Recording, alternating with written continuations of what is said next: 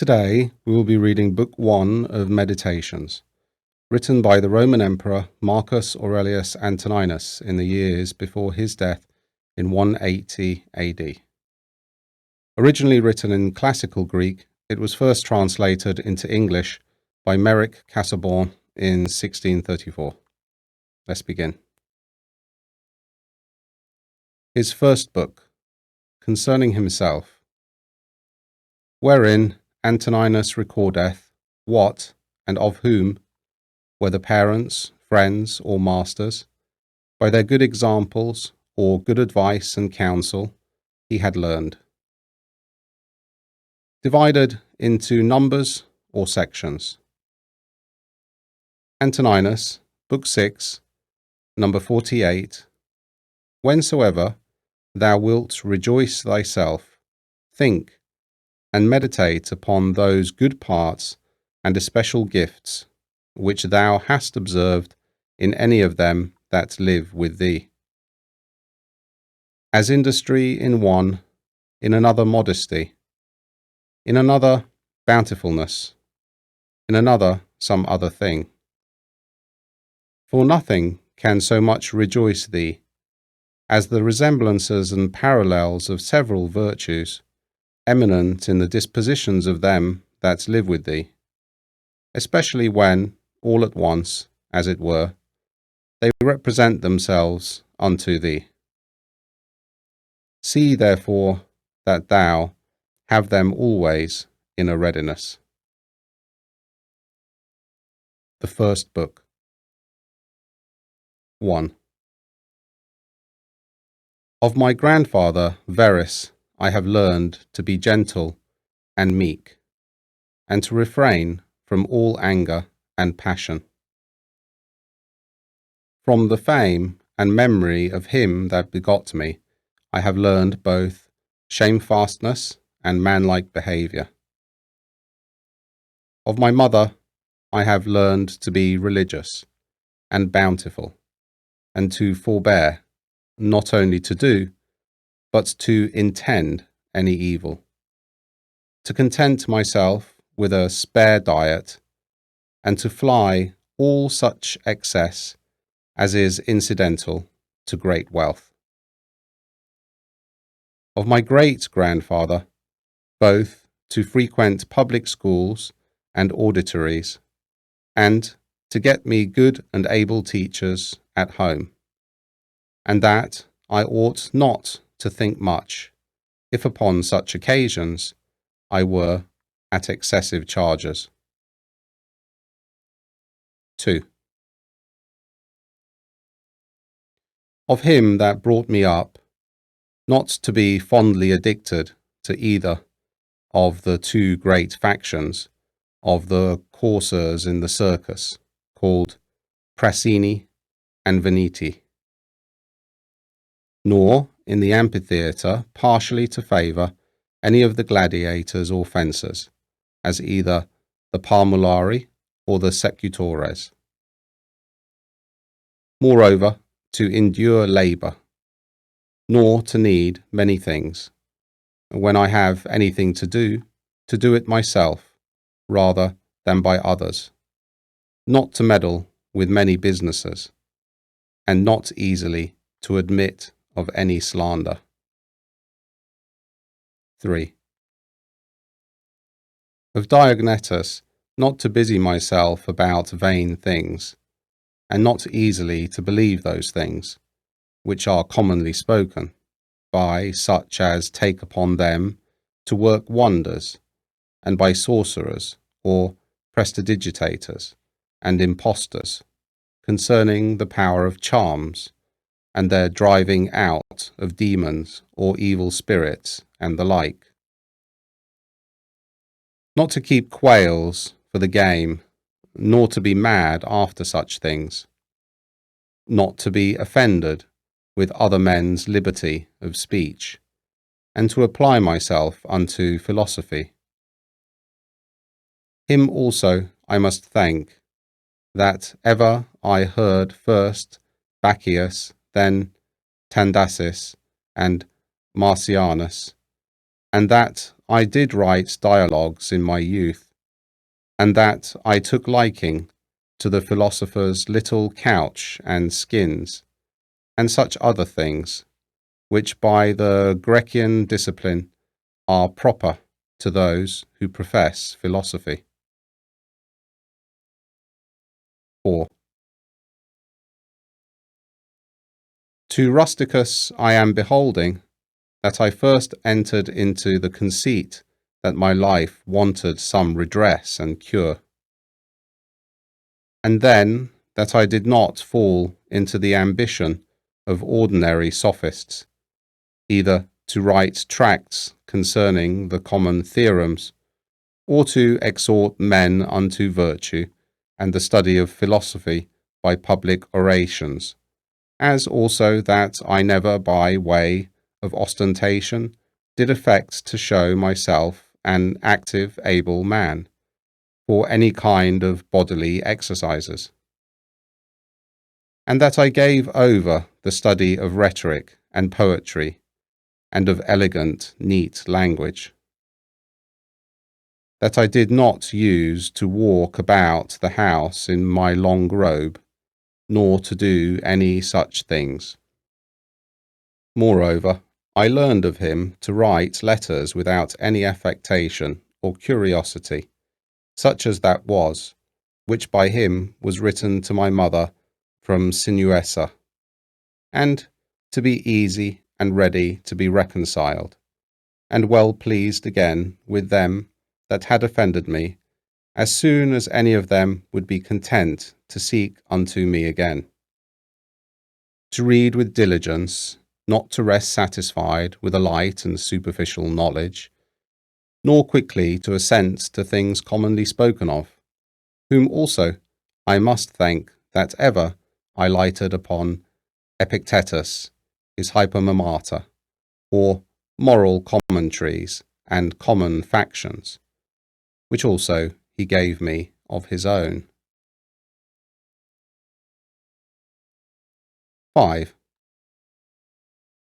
From Apollonius, true liberty, and unvariable steadfastness, and not to regard anything at all, though never so little, but right and reason, and always, whether in the sharpest pains, or after the loss of a child, or in long diseases, to be still the same man, who also was a present and visible example unto me, that it was possible for the same man to be both vehement and remiss, a man not subject to be vexed and offended with the incapacity of his scholars and auditors in his lectures and expositions, and a true pattern of a man who of all his good gifts and faculties least esteemed in himself,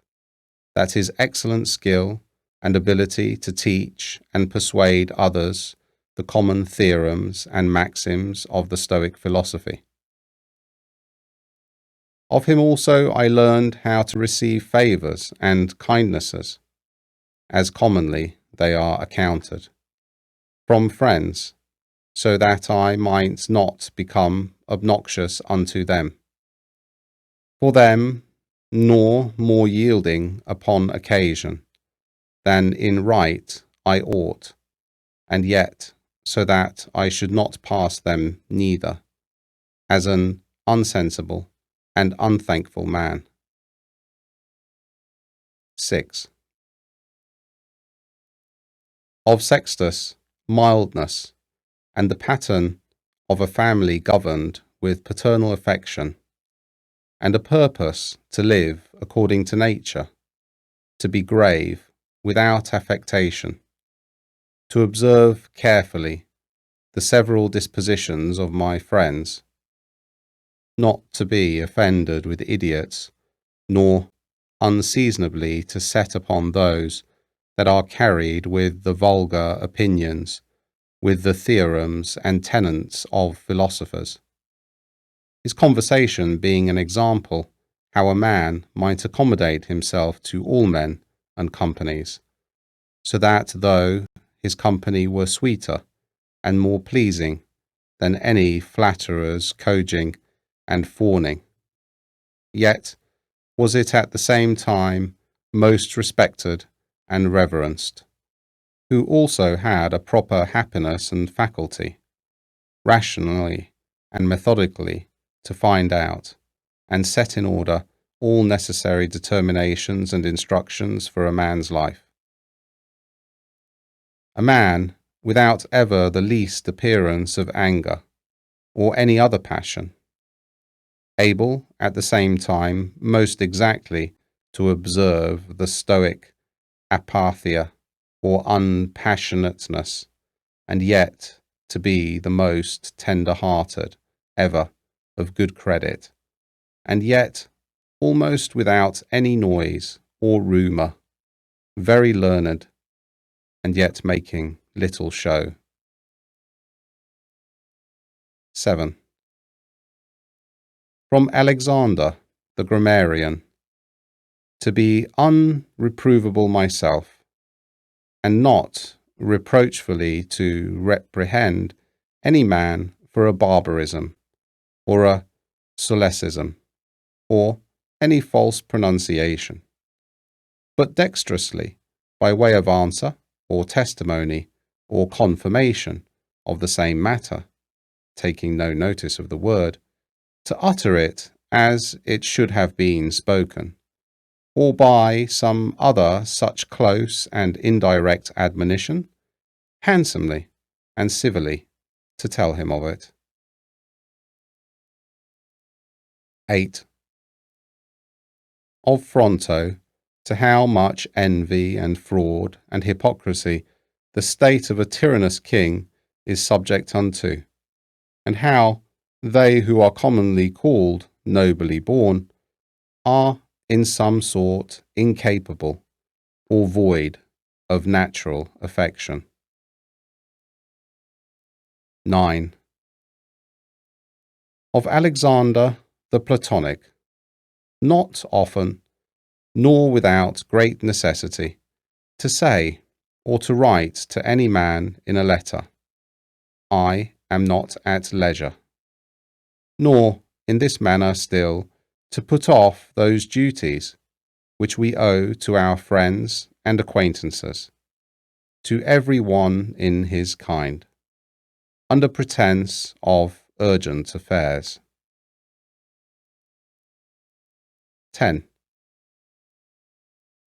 Of Catulus, not to contemn any friend's expostulation, though unjust, but to strive to reduce him to his former disposition, freely and heartily to speak well of all my masters upon any occasion. As it is reported of Domitius and Athenodotus, and to love my children with true affection. 11. From my brother Severus, to be kind and loving to all them of my house and family, by whom also I came to the knowledge of Thrasea and Helvidius and Cato and Dio and Brutus. He it was also that did put me in the first conceit and desire of an equal commonwealth, administered by justice and equality, and of a kingdom wherein should be regarded nothing more than the good and welfare of the subjects. Of him also to observe a constant tenor, not interrupted with any other cares and distractions, in the study and esteem of philosophy, to be bountiful and liberal in the largest measure, always to hope the best, and to be confident that my friends love me, in whom I moreover observed open dealing towards those whom he reproved at any time, and that his friends might without all doubt or much observation know what he would or would not so open and plain was he. 12. From Claudius Maximus, in all things to endeavour to have power of myself, and in nothing to be carried about, to be cheerful and courageous in all sudden chances and accidents, as in sicknesses, to love mildness and moderation and gravity, and to do my business, whatsoever it be, thoroughly and without querulousness. Whatsoever he said, all men believed him, that as he spake, so he thought, and whatsoever he did, that he did it with a good intent. His manner was never to wonder at anything, never to be in haste, and yet never slow, nor to be perplexed, or dejected, or at any time unseemly, or excessively to laugh, nor to be angry or suspicious, but ever ready to do good, and to forgive, and to speak truth, and all this as one that seemed rather of himself to have been straight and right, than ever to have been rectified or redressed. Neither was there any man that ever thought himself undervalued by him, or that could find in his heart to think himself a better man than he. He would also be very pleasant and gracious. 13. In my father I observed his meekness, his constancy without wavering in those things, which after a due examination and deliberation he had determined. How free from all vanity he carried himself in a matter of honour and dignity, as they are esteemed. His laboriousness and assiduity, his readiness to hear any man that had aught to say tending to any common good, how generally and impartially he would give every man his due, his skill and knowledge, when rigour or extremity, or when remissness or moderation was in season. How he did abstain from all unchaste love of youths, his moderate condescending to other men's occasions as an ordinary man, neither absolutely requiring of his friends that they should wait upon him at his ordinary meals, nor that they should of necessity accompany him in his journeys, and that whensoever any business upon some necessary occasions was to be put off and omitted before it could be ended, he was ever found when he went about it again, the same man that was before. His accurate examination of things in consultations, and patient hearing of others. He would not hastily give over the search of the matter, as one easy to be satisfied with sudden notions and apprehensions. His care to preserve his friends, how neither at any time he would carry himself towards them with disdainful neglect, and grow weary of them, nor yet at any time be madly fond of them. His contented mind in all things, his cheerful countenance, his care to foresee things afar off, and to take order for the least, without any noise or clamour. Moreover, all acclamations and flattery were repressed by him. How carefully he observed all things necessary to the government, and kept an account of the common expenses, and how patiently he did abide that he was reprehended by some for this his strict and rigid kind of dealing.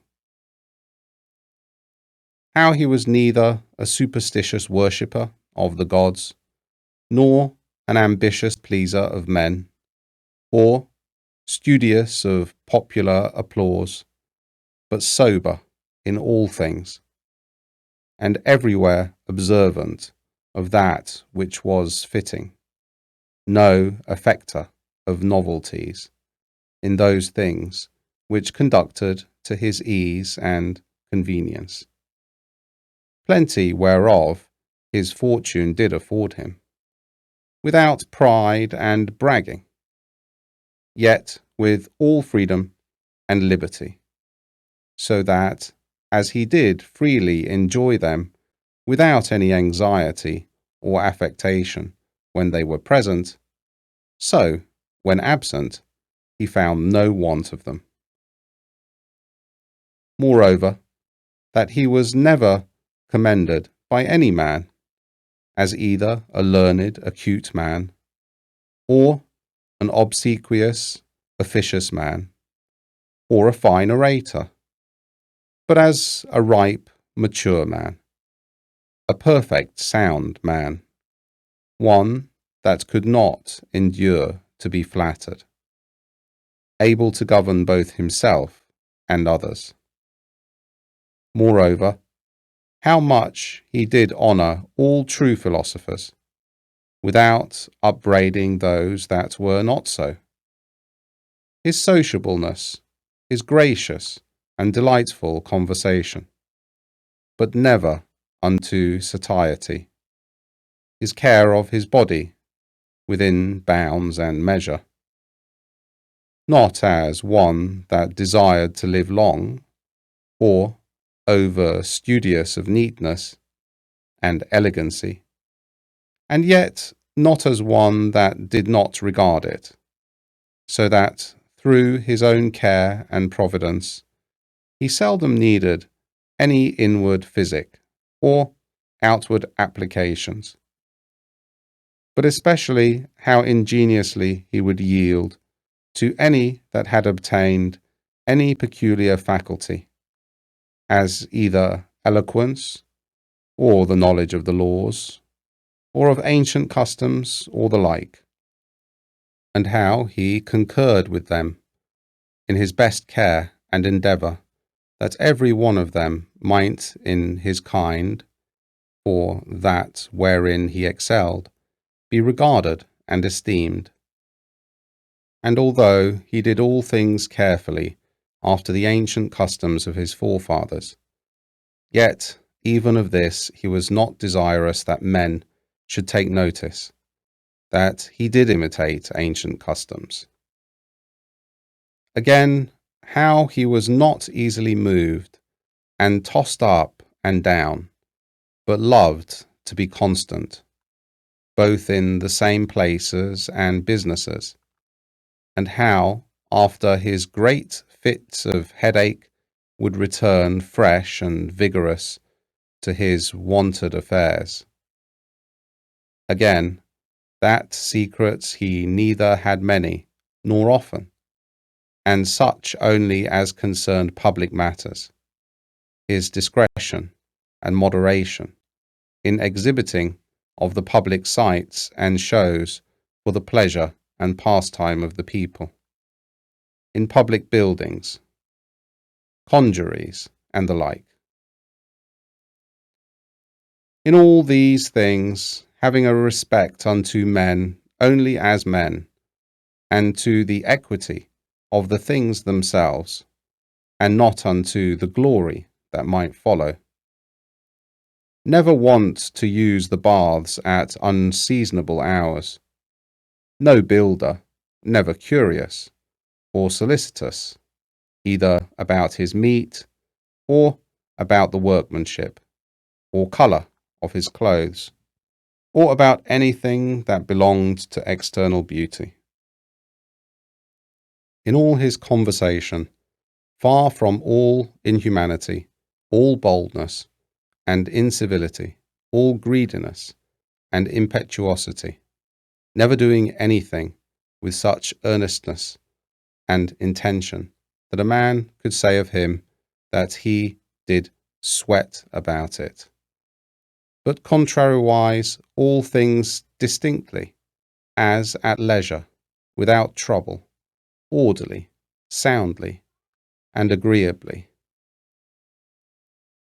A man might have applied that to him, which is recorded of Socrates, that he knew how to want and to enjoy those things, in the want whereof most men show themselves weak, and in the fruition intemperate, but to hold out firm and constant, and to keep within the compass of true moderation and sobriety in either estate, is proper to a man who hath a perfect and invincible soul, such as he showed himself in the sickness of Maximus.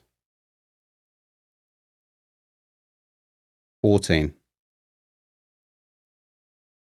From the gods I received that I had good grandfathers and parents, a good sister, good masters, good domestics, loving kinsmen. Almost all that I have, and that I never, through haste and rashness, transgressed against any of them, notwithstanding that my disposition was such, as that such a thing, if occasion had been, might very well have been committed by me, but that it was the mercy of the gods to prevent such a concurring of matters and occasions that might make me incur this blame. That I was not long brought up by the concubine of my father, that I preserved the flower of my youth, that I took not upon me to be a man before my time, but rather put it off longer than I needed, that I lived under the government of my lord and father, who would take away from me all pride and vainglory, and reduce me to that conceit and opinion that it was not impossible for a prince to live in the court without a troop of guards and followers, extraordinary apparel, such and such tortures and statues, and other like particulars of state and magnificence, but that a man may reduce and contract himself almost to the state of a private man, and yet for all that not to become the more base and remiss in those public matters and affairs wherein power and authority is requisite. That I have had such a brother, who by his own example might stir me up to think of myself, and by his respect and love delight and please me. That I have got ingenious children, and that they were not born distorted, nor with any other natural deformity. That I was no great proficient in the study of rhetoric and poetry, and of other faculties, which perchance I might have dwelt upon, if I had found myself to go on in them with success. That I did, by times, prefer those by whom I was brought up to such places and dignities which they seemed unto me most to desire, and that I did not put them off with hope and expectation. That, since that they were yet but young, I would do the same hereafter. That I ever knew Apollonius and Rusticus and Maximus, that I have had occasion often and effectually to consider and meditate with myself concerning that life which is according to nature, what the nature and manner of it is, so that, as for the gods and such suggestions, helps and inspirations, as might be expected from them, nothing did hinder, but that I might have begun long before to live according to nature, or that even now that I was not yet partaker and in present possession of that life, that I myself, in that I did not observe those inward motions and suggestions, yea, and almost plain and apparent instructions and admonitions of the gods, was the only cause of it. That my body in such a life hath been able to hold out so long, that I never had to do with Benedicta and Theodotus, yea, and afterwards, when I fell into some fits of love, I was soon cured. That having been often displeased with Rusticus, I never did him anything for which afterwards I had occasion to repent. That it being so that my mother was to die young, yet she lived with me all her latter years. That as often as I had a purpose to help and succour any that either were poor or fallen into some present necessity, I never was answered by my officers that there was not ready money enough to do it, and that I myself never had occasion to require the like succour from any other. That I have such a wife, so obedient, so loving, so ingenuous, that I had choice of fit and able men, to whom I might commit the bringing up of my children. That my dreams I have received help.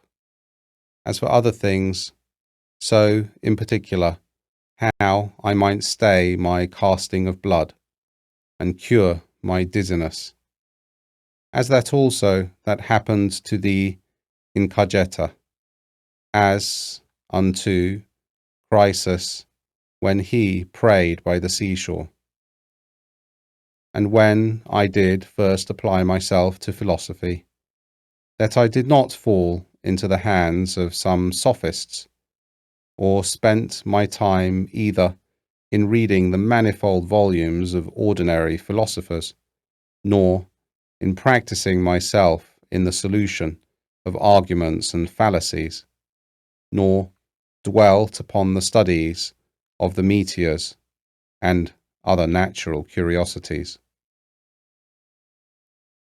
All these things, without the assistance of the gods and fortune, could not have been. 15.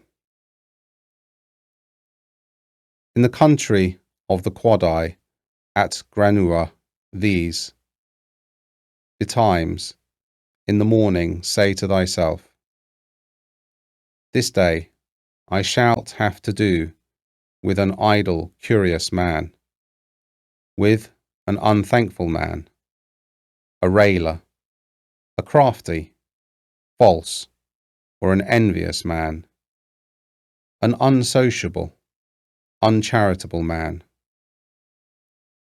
All these ill qualities have happened unto them, through ignorance of that which is truly good and truly bad.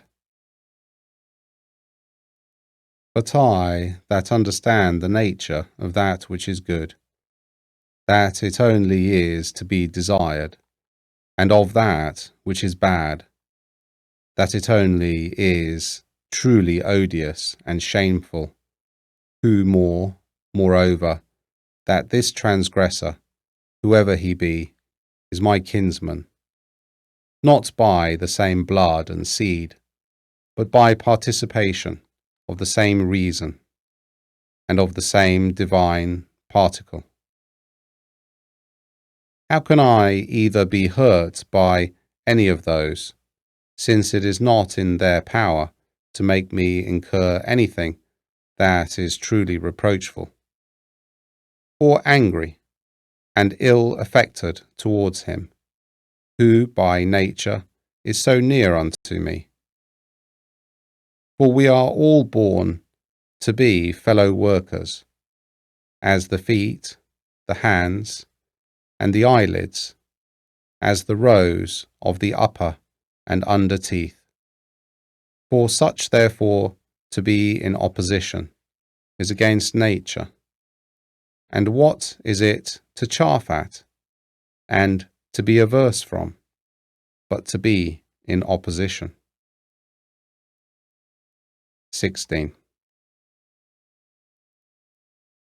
Whatsoever I am is either flesh or life, or that which we commonly call the mistress and overruling part of man, reason. Away with thy books. Suffer not thy mind any more to be distracted, and carried to and fro, for it will not be, but as even now ready to die, think little of thy flesh, blood, bones, and a skin, a pretty piece of knit and twisted work, consisting of nerves, veins, and arteries. Think no more of it than so. And as for thy life, consider what it is, a wind, not one constant wind neither, but every moment of an hour let out and sucked in again. The third is thy ruling part, and here consider. Thou art an old man. Suffer not that excellent part to be brought in subjection, and to become slavish. Suffer it not to be drawn up and down with unreasonable and unsociable lusts and motions, as it were with wires and nerves. Suffer it not any more, either to repine at anything now present, or to fear and fly anything to come, which the destiny hath appointed thee. 17. Whatsoever proceeds from the gods immediately, that any man will grant, totally depends from their divine providence. As for those things that are commonly said to happen by fortune, even those must be conceived to have dependence from nature, or from that first and general connection, and concatenation of all those things, which more apparently by the divine providence are administered and brought to pass. All things flow from thence, and whatsoever it is that is both necessary and conducing to the whole, part of which thou art. And whatsoever it is that is requisite and necessary for the preservation of the general, must, of necessity, for every particular nature, be good and behoveful. And as for the whole, it is preserved, as by the perpetual mutation and conversion of the simple elements one into another, so also by the mutation and alteration of things mixed and compounded. Let these things suffice thee. Let them be always unto thee, as thy general rules and precepts. As for thy thirst after books, away with it, with all speed, that thou die not murmuring and complaining, but truly meek and well satisfied, and from thy heart thankful unto the gods. The end.